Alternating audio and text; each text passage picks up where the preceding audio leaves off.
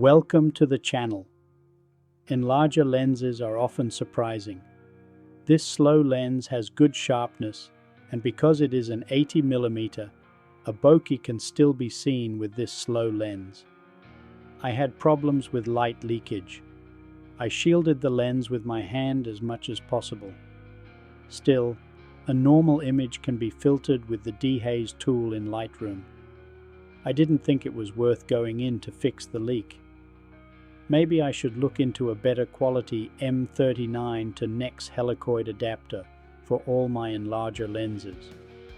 Enlarger lenses do have an aperture and are usable on a full frame camera.